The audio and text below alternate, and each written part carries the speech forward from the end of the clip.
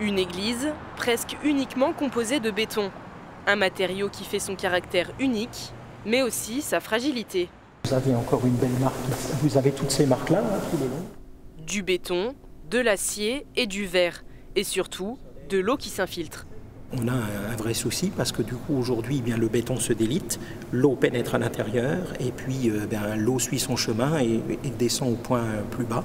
Grâce à ces vitraux, l'église Sainte-Thérèse est classée comme monument historique depuis 1998.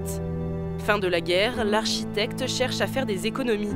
Il remplace alors le plomb à l'intérieur des vitraux par du béton, une technique innovante et méconnue à l'époque. Les vitraux sont atypiques, ils sont originaux, c'est un prototype qui n'a eu lieu qu'ici. Mais aujourd'hui, il faudrait restaurer l'église à son identique, alors même qu'aucun artisan ne pratique cette technique, puisqu'elle prend l'eau.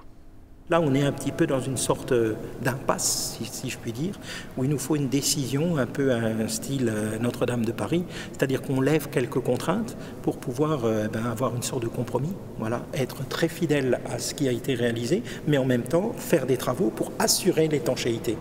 Des travaux que les paroissiens attendent depuis longtemps, puisque les fuites remontent aux années 1950. Moi, de voir les églises se fermer, les églises se délabrer, ça me fait vraiment très mal au cœur.